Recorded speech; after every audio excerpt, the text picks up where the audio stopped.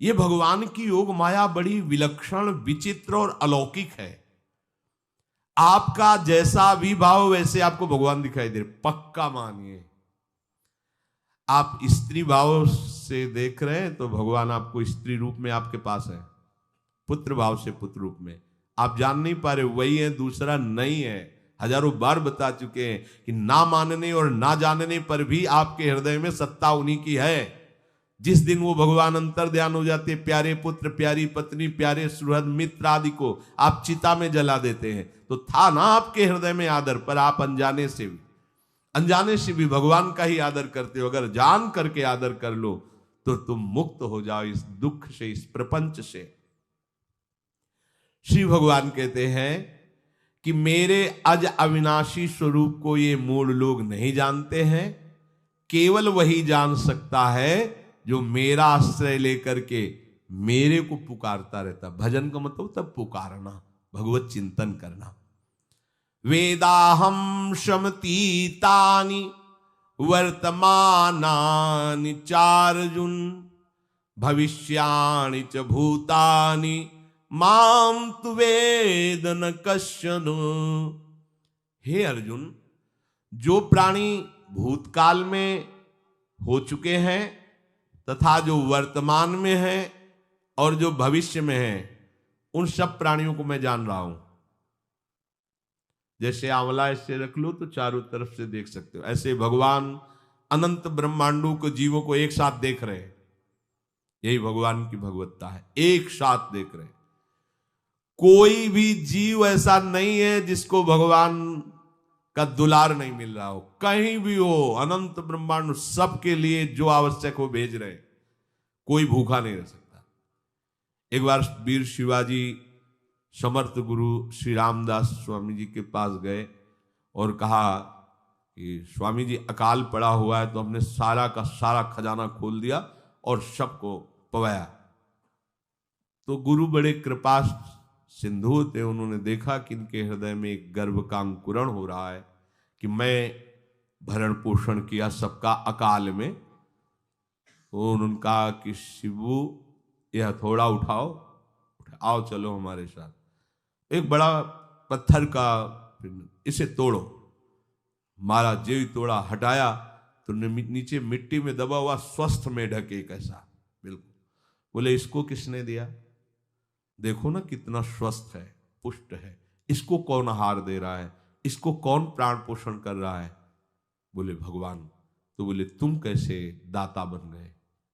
संपत्ति तो सब भगवान की है, भगवान ही सबका, ये अहम मत करो कि तुम पोषण करते हो। नहीं, छोटी सी वृत्ति को भी गुरुदेव बर्दाश्त नहीं करते। जो गुरु शरणागत होता है वो उनकी बात समझता है, अन्यथा वो अपनी मनमानी वृत्ति को ही आदर देता है, गुरु की आज्ञा वृत्ति को नहीं देता। छोटा सा भी अभिमान का कण अपने जनों में गुरुदेव को बर्दाश्त नहीं होगा, क्योंकि यही भगवत प्राप्ति में बाधा बन जाएगा। कितने जीव चराचर जगत में, देखो हमारे भगवान की भगवत्ता, सबको देख रहे हैं, सबको व्यवस्था दे रहे हैं, सब कुछ देख रहे हैं। 3 प्रकार की लीला हो रही, कहीं पालन लीला, कहीं सृजन लीला, कहीं विनाश लीला, उन्हीं के द्वारा हो रही, वही देख रहे हैं, वही कर रहे हैं। अगर ये बात तुम्हारी समझ में आ जाए तो अभी भगवान की शरण हो जाओ, पर अहम के कारण ये बात समझ में नहीं आती। जो भूतकाल में हो चुके हैं, वर्तमान में हैं, जो भविष्य में होंगे, सबका प्रभु वर्तमान की तरह देख रहे हैं, दर्शन कर रहे हैं। परंतु मुझे मेरे भक्त के सिवा कोई नहीं जानता है। भक्त के सिवा कश्यन, कोई भक्त बिरला, वही केवल भगवान को भगवान सबको देख रहे हैं, भगवान की दृष्टि सब पे है। अगर ये बात आपकी समझ में आ जाए तो अभी आनंद आने लगेगा। मैं भगवान की दृष्टि में हूं, बस आज हमें सत्संग से बात मिली कि मैं भगवान की दृष्टि में हूं, मुझे वो देख रहे हैं, बढ़िया बन गया। अब आप पाप कैसे करोगे? क्योंकि भगवान की दृष्टि में भगवान आपको देख रहे हैं। डरो, किसी गवाही की जरूरत नहीं, वो देख रहे हैं। तो आप भय क्यों कर रहे हो? आपको भगवान देख रहे हैं, आपको डरना नहीं। फिर आप कामना क्यों कर रहे हो? भगवान आपको देख रहे हैं, जो चाहिए उस समय से दे देंगे, आप निश्चिंत रहिए। अगर आप अहम करोगे तो दुख भोगोगे, आश्रित रहोगे तो सब अपने आप निर्वाह हो जाएगा। एक आदमी ट्रेन के डिब्बे में बैठे ऐसे ऐसे दौड़ रहा था। एक ने पूछा भाई क्यों दौड़ रहे? बोले अमुक स्टेशन जाना है। तू बैठ जा, गाड़ी चल रही है, ट्रेन चल रही, तू बैठ जा। ऐसे ही त्रिगुणात्मिका माया की ट्रेन चल रही, पूरे विश्व का विश्वंबर भरण पोषण कर रहे हैं, तू तो बैठ जा भगवद आश्रय लेकर के, तू काहे को दौड़ा घूम रहा है? लेकिन ये अहंकार के कारण भटकता रहता है। भूत, वर्तमान और भविष्य काल, ये 3 विशेषण देकर भगवान कह रहे हैं कि मैं सबको देखता रहता हूं, जो हो गए, जो हैं, जो होंगे। भूत के प्राणी, भविष्य के प्राणी अथवा वर्तमान के प्राणी सभी भगवान की दृष्टि में वर्तमान की तरह ही है। ये भूत, भविष्य, वर्तमान काल केवल हम लोगों की दृष्टि में भेद है, भगवान की दृष्टि में नहीं। हो चुका, होगा, हो रहा है। भगवान की दृष्टि में सब हो रहा है, पीछे का भी, अब का भी, सब सामने चल रही सीन। हमारे हृदय में विश्वास हो जाए प्रभु हमें देख रहे हैं। अभी तो हमें ये नहीं पता कि हम भजन कर रहे हैं, भगवान पता नहीं जान रहे हैं कि नहीं जान रहे हैं। अभी भक्ति में रंग आ जाए, अगर ये बात समझ में आ जाए कि प्रभु देख रहे हैं हमें। देखो, जब हमारे गुरुजन बैठकर सुनते हैं और जब गाने को अवसर मिलता है तो ज्यादा उत्साह होता है कि बैठे सुन रहे हैं। ऐसे ही अगर हम मान लें कि हमारे प्रभु सुन रहे हैं, हम जो भजन कर रहे हैं हमारे प्रभु देख रहे हैं, जो सेवा कर रहे हैं भगवान हमारे स्वीकार करें, प्रियालाल स्वीकार कर, अभी भक्ति का रंग आ जाए, ये बात हमारे हृदय में बैठ जाए कि मैं हर समय प्रभु की दृष्टि में हूं, हर समय मैं अपने आराध्य देव की दृष्टि में हूं, कितना आनंद आएगा। अंदर से सोचो जरा, हर समय वो हमें देख रहे हैं और वो कह रहे हैं मैं देख रहा हूं।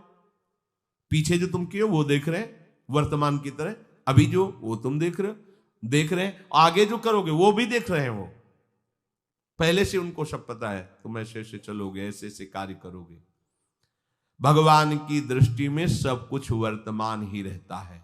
संपूर्ण प्राणी काल के अंतर्गत है और प्रभु श्री हरि कालातीत है। देश, काल, वस्तु, व्यक्ति, घटना, परिस्थिति ये बदलते रहते हैं, पर प्रभु श्री हरि वैसे के वैसे ही रहते हैं। काल के अंतर्गत प्राणियों का ज्ञान एक सीमित है। अब इस दीवार के पीछे कौन खड़ा है, क्या कर रहा है पता नहीं, पर भगवान की दृष्टि में नहीं। भगवान की दृष्टि में सुमेरु पर्वत पर क्या हो रहा है, जहां किसी की दृष्टि, वहां भी उनको, ब्रह्मलोक में ब्रह्मा क्या कर रहे हैं, बैठे बैठे सब। इसलिए कितने महान ईश्वर हैं। एक छोटी सी भी चींटी को दाना मिला कि नहीं, उनको चिंता है।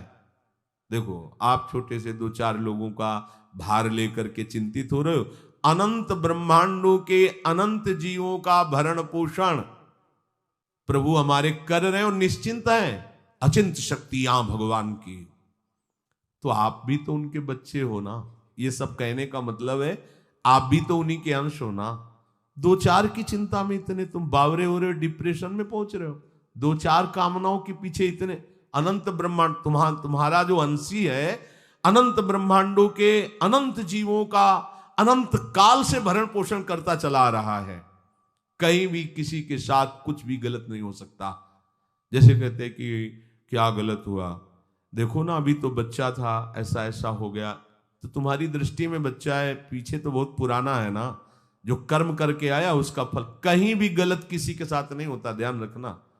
जहां कुछ होता है, अभी हमने देखा मनो कि ये तो बहुत गंदा है, तो सीधे जा रहा था, ये आदमियों ने मिलकर इसे पीटा, अभी सीधा चल रहा, पीछा टेढ़ा चल के आया है, और जिनको पीटा है वही आके इसे पीट रहे हैं। अब हम वर्तमान को तो देख रहे हैं ना, पीछे की बात तो देख नहीं रहे ना, और भगवान पीछे की देख रहे हैं कि इसने पीछे बहुत ऐसा गलत किया, उसका हिसाब इसको मिल रहा है, इसलिए चुपचाप देखते रहते हैं। ध्यान रखना, इतना भी गलत नहीं हो सकता इस सृष्टि में। वो कैसे गलत नहीं हो रहा, अभी तो नवयुवक था, उसने कुछ ऐसा किया ही नहीं, अभी तो नई अवस्था थी, अभी तुम्हें दिखाई दे रहा है 15 वर्ष का है, लेकिन भगवान देख रहे हैं मेरा पुरातन अंश है, किस जन्म से क्या क्या करते चला आ रहा है। ये ज्ञान हो जाएगा तो किसी भी बात में आपको दुख नहीं पहुंचेगा, विक्षेप नहीं पहुंचेगा। नहीं, बड़े बड़े विक्षिप्त हो जाते। एक गौतमी नाम की महान तपस्विनी थी, महाभारत में कथा आती है, उसका एक ही पुत्र था और उसको सांप ने काट लिया।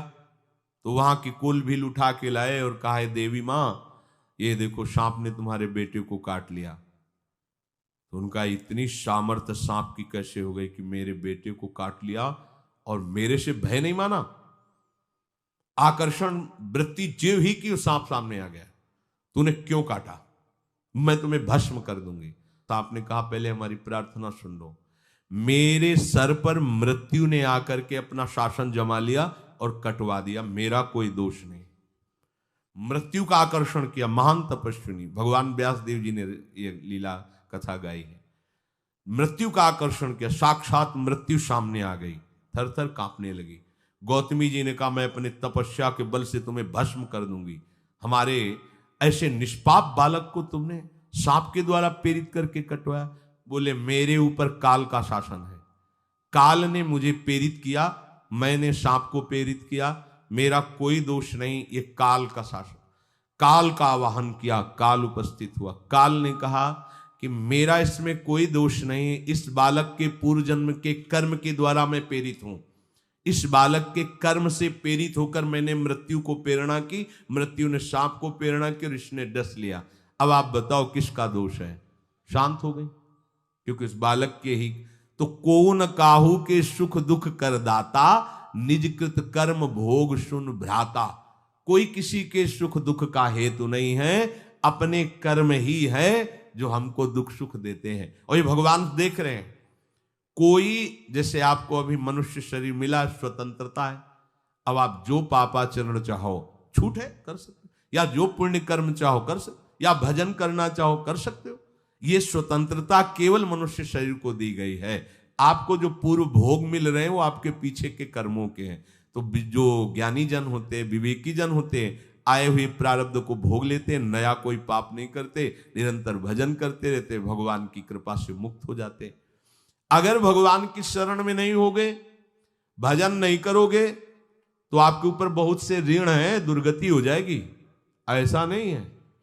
आप यहां भी तो देखो ना, आपके मकान, आपका व्यापार, सब कुछ आपका कहा जाता है, लेकिन सब कुछ सरकार का है। हर चीज का टैक्स देना पड़ेगा तुम्हें। पानी का भी टैक्स देना पड़ेगा, मकान का भी टैक्स देना पड़ेगा, और तुम भी जो करोगे वो पैसा दो सरकार को। टैक्स तुम ऐसे फ्री थोड़ी जा नहीं होता, देना पड़ता है ना। आप मान लो नौकरी कर रहे हो कि हमारी नौकरी करे, तो उसमें सरकारी टैक्स कटेगा आपका, क्योंकि आप सरकारी आदमी हो, भारत देश के वासी हो। ऐसे ही ये टैक्स लगे हुए हैं सरकारी भी, मातृ ऋण, पितृ ऋण, ऋषि ऋण, ये टैक्स है। ऐसा नहीं कि तुम कमाओ खाओ और इसके बाद मर के जाओ स्वर्ग मिलेगा। टैक्स चुकाओ। ये मनुष्य शरीर मिला, इन ऋणों से मुक्त हो। अगर नहीं हुए तो भी तुम्हें दुर्गति होगी। आप देखो, जब कभी ऐसी सूचना मिलती कि अमुक आदमी का अमुक धन पकड़ा गया, तो इनाम दिया जाता है क्या कि इतना कमा लिया? सजा दी जाती है। तुमने टैक्स की चोरी की, अगर चोरी नहीं की, मेहनत से कमाया या व्यापार से कमाया, दिया नहीं सरकार को, हाँ दिया नहीं, इसीलिए तुम्हें टैक्स की चोरी का दंड मिलेगा, सारा धन अपहृत हो जाएगा, तुम्हारी निंदा होगी, तुम्हें सजा मिलेगी। बोलो मिलती है नहीं?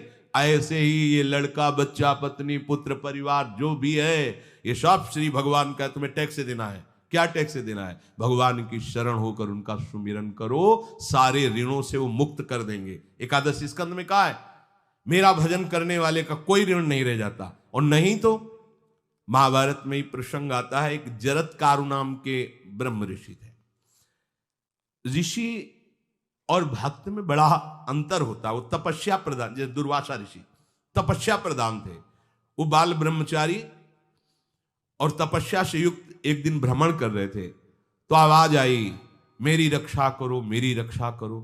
तो उस आवाज की तरफ बढ़े तो देखा कुएं में उल्टा लटके हुए हैं बहुत से ऋषि, और एक केवल तंतु है, एक केवल तंतु है जिसमें दो चूहे लगे हुए उसको भी काट रहे हैं, एक काला और एक श्वेत। तो उन्होंने देखा और दयालु हो गए कि ऋषियों, मैं तुम्हारी कैसे रक्षा कर सकता हूं? तो उन्होंने कहा कि ये जो दो चूहे हैं रात और दिन हैं, और जो हम लोग हैं ये तुम्हारे पितर हैं। ये चूहे तुम्हारी आयु को काट रहे हैं, एक तंतु हमारे कुल में केवल तुम ही हो, और तुमने तपस्या की ठान ली, ब्याह किया नहीं, गृहस्थ धर्म में गए नहीं, पुत्र हुआ नहीं, तो तपस्या में, भक्ति में एक दम है कि सब ऋणों से मुक्त कर देगी। ये बात ध्यान रखना। तपस्वी अलग है, भक्त अलग। इसलिए पीछे चर्चा आई थी कि तपस्वियों से भी अधिक, ज्ञानियों से भी अधिक, कर्मकांडियों से भी अधिक वो मेरा भक्त योगी होता है। तुमने तो ब्याह किया नहीं, तो अब ये तंतु रात दिन तुम्हारे जीवन को काट रहे, जहां तुम खत्म हुए हम सब नरक में गिर जाएंगे। पितरों ने कहा तुम पितर ऋण से युक्त हो, मुक्त तभी होगे जब ऐसा करो। वो दृश्य खत्म, अंतर ध्यान हो गया। वो बड़े दुखी हुए कि क्या करें, तो उन्होंने मन में निश्चय किया कि ब्याह तो करूंगा पितरों के उद्धार के लिए। इतने बड़े तपस्वी हैं जरत्कारु जी, बड़ी महिमा है, लेकिन बात यहां फंस गई। पितृ, उन्होंने मन में निश्चय किया कि कोई आके अपनी कन्या दे दे और उसका भी नाम जरत्कारु हो। मैं बिल्कुल भरण पोषण नहीं करूंगा और कभी हमसे कोई प्रश्न ना करे, ऐसी अगर कोई कन्या देगा तो मैं स्वीकार कर लूंगा। अब ऐसे ना नगर जाना है ना किसी से बात करनी, तो वृक्षों से कहते अपने पितरों के उद्धार के लिए मैं चाहता हूं कि कोई पाणी ग्रहण संस्कार करा दे, कोई हमारे नाम की कन्या को दे दे, और ऐसा ऐसा व्रत है। ऐसा ही बोल रहे थे, वासुकी नाग उपस्थित हो गए और उनकी बहन का भी नाम जरत्कारु था। उन्होंने कहा सुनिए महाराज, मैं नागराज वासुकी हूं, सब देव रूप में, कोई ऐसे नहीं सांप वैसे बने, देव रूप, सुंदर कन्या जरत्कारु। बोले ये कन्या मैं आपको समर्पित करता हूं, हमारा सौभाग्य होगा आप जैसा महर्षि हमारी बहन का पति बने। इसका भी नाम जरत्कारु है, और आपकी जो इच्छा है कि मैं भरण पोषण नहीं करूंगा तो मेरे पास संपूर्ण वैभव है, आप भी पधारिए, मैं आपका भी भरण पोषण करूंगा, अपनी बहन का भी। तीसरी बात, मेरी बहन इतनी शास्त्र सम्मत आराधना से युक्त है कि वो कभी आपसे प्रश्न ही नहीं करेगी, तो उनका स्वीकार है। प्रसन्न हुए, चले गए। काफी समय तक उनके महल में रहे। एक दिन जरत्कारु अपनी जरत्कारु पत्नी की गोद में सर रख कर ऐसे लेटे हुए थे, सो गए।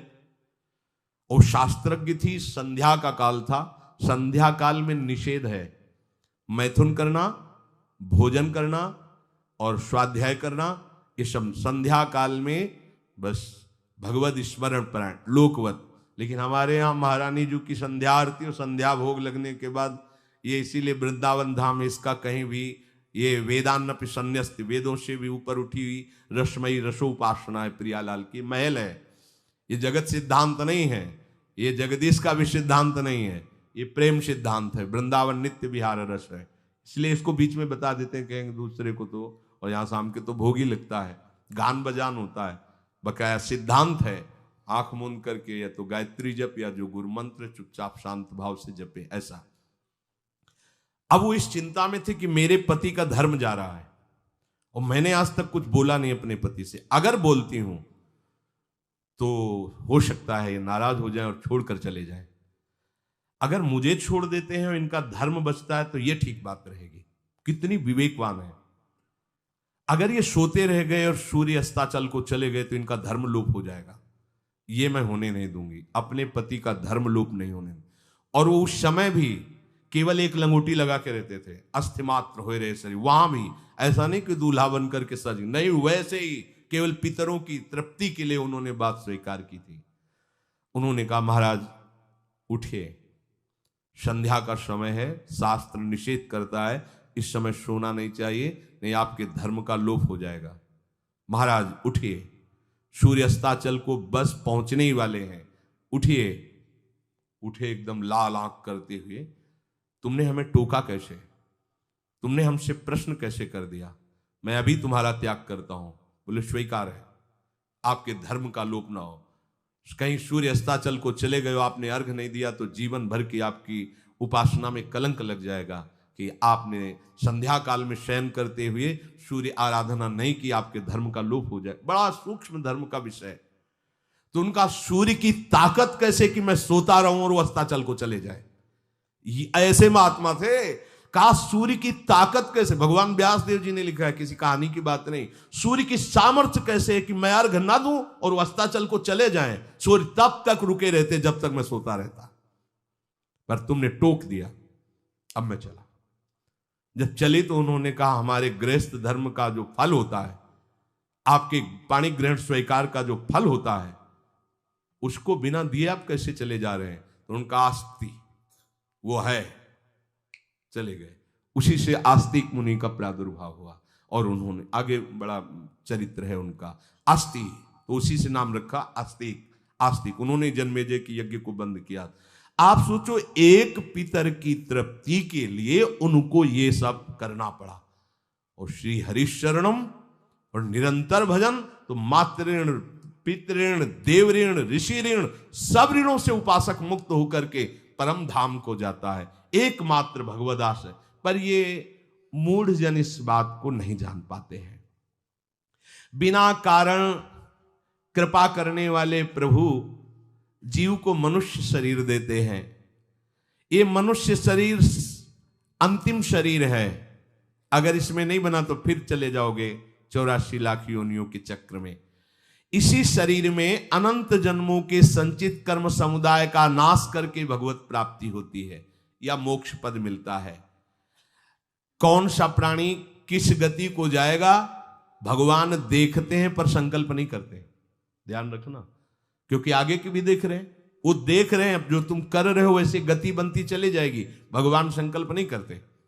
भगवान तो एक बार संकल्प कर दिया, एको हम बहुश्यामा, उसी में बहुत रूपों में प्रकट हो गए। अब तुम्हें संकल्प करना है कि इस जन्म में मुझे भगवत प्राप्ति करनी है। जो संत शास्त्र सदगुरुदेव कह रहे हैं ऐसा करो ऐसा ना करो, यदि आप इस भावना को स्वीकार करके आराधना करेंगे तो निश्चित निश्चित भगवत प्राप्ति इसी जन्म में हो जाएगी। प्रभु केवल तुम्हें निमित्त बनाना चाहते हैं, कल्याण तो वही करेंगे। जैसे अर्जुन से कह रहे हैं भीष्म आदि द्रोण आदि मेरे द्वारा मारे जा चुके हैं, तुम केवल निमित्त मात्र भव सव्यसाची। ऐसे ही अय उपासक तू केवल निमित्त बन जा, जो शास्त्र सदगुरुदेव आज्ञा करते हैं वैसे ही तू चल दे अपने मन को मार के, केवल तू निमित्त बन जा। कल्याण या भगवत प्राप्ति या मोक्ष वो तो भगवत कृपा से होगी। पूरी उद्धार की सामग्री तेरे अंदर जागृत कर देंगे प्रभु, केवल तू निमित्त बन जा, मेरी कृपा तेरी सारी बात बना देगी। विश्वास करो, इस बात पर विश्वास करो। भगवान कह रहे हैं तुम निमित्त बन जाओ, जो आदेश कर रहे हैं वैसा पालन करो, काम तो सब मेरी कृपा कर देगी। जो ऐसे मनुष्य शरीर ऐसी कृपा प्राप्त होने पर भी भगवत प्राप्ति नहीं कर पाता, तो मयानुकूलेन नभस्वतेरितम पुमान भवाब्धिम न तरेत सा आत्मा। ऐसी मेरी कृपा का सहारा मिलने पर यदि वो भगवत प्राप्ति नहीं कर पाता तो बोले आत्महा है, वो आत्महत्यारा है, वो दुर्गति को प्राप्त होता है। मनुष्य के लिए खास बात है कि प्रभु ने कृपा करके तुम्हें जो सामर्थ्य दी है, जो समझ दी है, जो सामग्री दी है, उसका दुरुपयोग मत करो। केवल भगवत प्राप्ति के लिए चलो, केवल भगवत प्राप्ति के लिए। ये सबकी समझ में नहीं आएगा, बिल्कुल बात समझ ले। केवल भगवत प्राप्ति के, ये जो कहते हैं कि और हमारे धर्म कर, ये सब फसाव है। आप गृहस्थ बने रहो, आप व्यापारी बने रहो, पर आप लक्ष्य रखो कि मुझे इस जन्म में भगवत प्राप्ति करनी है। आपका लक्ष्य दृढ़ होगा तो नाम जप चलता रहेगा, संसार का कोई विकार आपको परास्त नहीं करेगा। अगर आपने ऐसा अटल निश्चय कर लिया तो तुम्हें जो भगवत सामर्थ्य मिली उसका तुम दुरुपयोग नहीं करोगे। देख लो, अपने लोग बहुत बड़ी गलती करते हैं, जो आध्यात्मिक ऊर्जा शक्ति उसको विषयों में दुरुपयोग करके नष्ट कर रहे हैं। कहते हैं अब हमारा मन नहीं लगता, अब हमारा बड़ा शांति है, घबराहट है। क्यों शांति है, क्यों घबराहट है? जब तक तुम धर्म विरुद्ध नहीं करोगे तो अशांति नहीं हो सकती, भय नहीं लग सकता, विषाद नहीं हो सकता, क्लेश नहीं हो सकता। लिख लो ये बात। किसी को भी कभी भी भय महसूस हो रहा है, अशांति महसूस हो रही, घबराहट महसूस हो रही, आप भगवत प्रदत्त शक्ति का दुरुपयोग कर रहे हैं, समय का दुरुपयोग कर रहे हैं, सामग्री का दुरुपयोग कर रहे हैं, अर्थात कोई न कोई अधर्म आचरण कर रहे हैं। अब भी आपको उपाय बता देते हैं। यदि तुम्हारा मन जलन पैदा कर रहा है तो भगवान से हाथ जोड़कर कहो कि हे नाथ, मेरे से अब तक जो गलतियां हुई हैं उन्हें क्षमा कर दो। आगे मैं गलती नहीं करूंगा, आपके बल से, आपके बल से। ये भी ध्यान रखो, आपके बल से, अपने बल से नहीं, आपके बल से। हे नाथ ऐसा मुझे बल दो जिससे कभी मैं आपके और गुरुदेव के विपरीत न चलूं। अगर कोई हमसे गलती हो जाए तो मुझे तत्काल दंड दे देना, क्षमा मत करना। आगे ये बहुत बढ़िया बात है। अगर हमको क्षमा कर दिया जाएगा तो हमारे मन को उत्साह बढ़ जाएगा फिर गलती करने का। अगर दंड दे दिया जाए तो मन डर जाएगा। तो इसीलिए प्रार्थना में ये भी कहना चाहिए, पर हिम्मत नहीं पड़ेगी क्योंकि मन को बहुत दुलार करते हैं ना, कि प्रभु मेरे से जो गलती हुई उसे मुझे दंड दे दो, मैं क्षमा नहीं चाहता। क्योंकि हम देखते हैं जब हम क्षमा कर देते हैं तो उसका उत्साह बढ़ जाता है मन का और गलत करने का। प्रभु इसे क्षमा मत करो, इसे दंड दो। एक बार इसकी भरपूर बेइज्जती होनी चाहिए। जब इसको सब देखेंगे हाँ ये, तो अपने आप ही मन सही रास्ते में आ जाएगा। प्रभु आप क्षमा कर देते और बात गुप्त रहती है तो इसको बढ़ावा और मिल जाता है और पापाचरण कर, क्योंकि ये दुष्ट है ना। अगर साधु हो तो बचत हो जाए कि देखो प्रभु ने इस गलती को छुपा दिया और कोई जाना भी नहीं और क्षमा भी कर दिया, अब मैं आगे से बिल्कुल नहीं करूंगा। ये दुष्ट है ना, ये ऐसा नहीं करता। क्षमा हो गई तो उसको लगता है आगे भी क्षमा हो जाएगी, चुपचाप चलो मनोरंजन करते हैं। नहीं प्रभु मुझे दंड दीजिए, जैसे कुंती जी कहती है मुझे विपत्ति दीजिए। ऐसे उत्तम भक्त वही है। हे नाथ आज तक जो गलतियां हुई क्षमा कीजिए, आगे गलतियां नहीं होंगी, ये मैं आपके बल से कह रहा हूं। प्रभु यदि मेरे से चूक हो जाए तो आप क्षमा मत करना, मुझे दंड देना जिससे मेरा सुधार हो जाए, मैं आपके अनुकूल चलने लगूं। मनुष्य की असमर्थ दो तरह से होती है। एक असमर्थ कि वो कर ही नहीं सकता, जैसे किसी से कहा जाए कि तुम ये मकान उठा करके वहां रख दो, तो कर ही नहीं सकता। ऐसी सामर्थ्य जो आप में करने के लिए भगवान कभी आदेश ही नहीं देंगे, ध्यान रखना। एक बात ध्यान दीजिए, कोई भी ऐसी भगवद आज्ञा या गुरु आज्ञा नहीं होती जो आप नहीं कर सकते। आप जो कर सकते हैं वही आज्ञा होती है। दूसरी असमर्थ ये होती है कि करना चाहता हूं, समय भी है, पर पता नहीं कोई अंदर से करने नहीं देता। भजन करना चाहता हूं, ब्रह्मचर्य से रहना चाहता हूं, और अनुकूल कृपा भी है, सत्संग मिल रहा है, धाम वास सब, पर कोई हमारे ऊपर सवार हो जाता है और हमसे ऐसा करवा लेता है। यह है प्रमाद, यह है मूढ़ता। यह साधक को नष्ट कर देती है। दो प्रकार की असमर्थता की बात हुई। एक ये कि भाई हम असमर्थ हैं, कहा गया कि इस मकान को वहां उठा के रख दो, नहीं रख सकते, तो ऐसा आदेश ही भगवान और गुरुदेव का होता नहीं होगा। और अगर आदेश हो गया है तो आप उठा के देख लेना, आप उठा लोगे। अगर आपको यह ध्यान रहा कि गुरुदेव की आज्ञा है, हरि की आज्ञा है, हो जाएगा। हम कई बार आपको कहा है, अंगद को ऐसे मसल दें, ऐसे वीर थे रावण की सभा में, पर राम प्रताप सुमिरपन रोपा।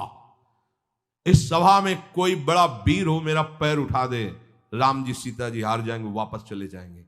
ये बात थर्रा देने वाली बात है। घबरा आराध्य देव और माता जानकी दोनों को दांव में लगा दिया, उठा दे कोई पैर, पर उनको भरोसा था कि मैं राम के बल पे कह रहा हूं। राम बल आकर के विराजमान हो गया, कोई नहीं उठा पाया। आखिरी में रावण झुका, मेरे झुकने से, मेरे सामने झुकने से तेरी बात नहीं, तो जो बार बार जिनको मनुष्य कह रहा है उनके चरणों में जा। मैं उनका एक तुच्छ दास हूं, यदि आदेश हो जाए तो घूंसा से सबको मार करके तेरी पत्नियों को बंदी बनाकर और तुझे अभी राम जी के सामने डाल दूं। ये अंगद नहीं बोल रहे थे, ये राम प्रताप बोल रहा था। ऐसे ही यदि आपको आदेश कोई शास्त्र का या गुरु का है तो आप अक्षरशः समझ लीजिए उसमें उनका बल भी है, पर हम लोग उस बल का तिरस्कार कर देते हैं। थोड़ी सी मन की डालकर उसको हल्का किया तो वो बल वापस हो गया। सीधे जो बात मानी जाती है उसमें उनकी कृपा शक्ति होती है, और जो अपनी मन की लगा की जाती है वो साधन होता है। कृपा शक्ति और साधन में अंतर होता है। तो जो हम कर सकते हैं, आदेश है, हम करना भी चाहते हैं और नहीं करते हैं, इसका हमारे अंदर प्रमाद का राज्य है। प्रमाद। लोग कहते हैं कि पता नहीं कोई हमारे दिमाग में आके